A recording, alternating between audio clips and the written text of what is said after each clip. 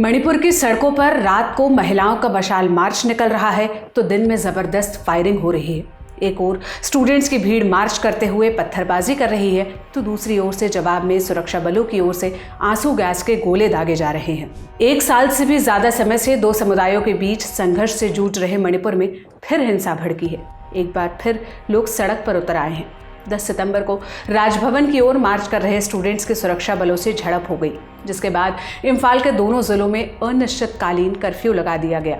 इम्फाल पूर्व और इम्फाल पश्चिम दोनों जिला प्रशासन ने कानून व्यवस्था का हवाला देते हुए 10 सितंबर की सुबह 11 बजे कर्फ्यू के आदेश जारी किए। इसके साथ ही 5 दिनों के लिए इंटरनेट भी सस्पेंड कर दिया गया।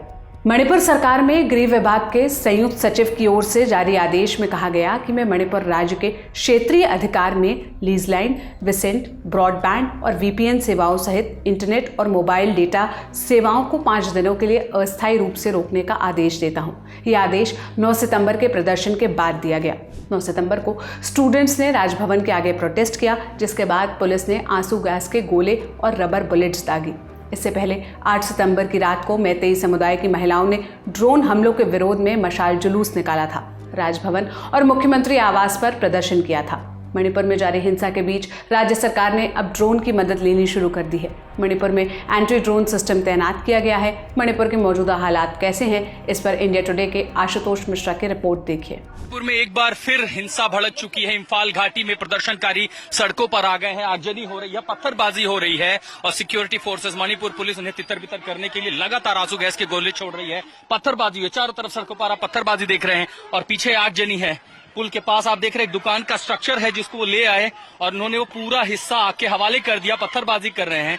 दोनों तरफ से उन्हें रोकने के लिए जो मणिपुर पुलिस है वो आंसू गैस के गोले छोड़ रहे हैं। लगातार आंसू टीयर शेलिंग हो रही है। और दरअसल जब से हिंसा शुरू हुई है, छात्र लगातार मांग कर रहे हैं कि हिंसा को रोका जाए, कानून व्यवस्था बहाल की जाए, लेकिन स्थिति लगातार बिगड़ रही है। खासकर 1 सितंबर के बाद से, जब से हिंसा उन सीमावर्ती इलाकों में शुरू हुई है जहां पर घाटी और पहाड़ी इलाके मिलते हैं, उसके बाद से इम्फाल में भी हालात तनावग्रस्त हैं। और उसके साथ ही जो कर्फ्यू में रिलैक्सेशन दी गई थी उसे हटा लिया गया है। यानी आज से इम्फाल में, राजधानी में, पूरी घाटी में कर्फ्यू लगा दिया गया है। और उस कर्फ्यू के बाद जैसे ही प्रदर्शनकारी निकलकर मुख्यमंत्री आवास या गवर्नर हाउस जाना चाहते हैं, उन्हें रोका जा रहा है। कल राज्यपाल के घर के बाहर तक पहुंच गए और उसके बाद वहां पत्थरबाजी, देखिए वहां पर बैरिकेड हटाए जा रहे हैं। एक बार फिर कुछ जो छात्र हैं वो बैरिकेड हटा रहे हैं, उसको लेके आगे आ रहे हैं।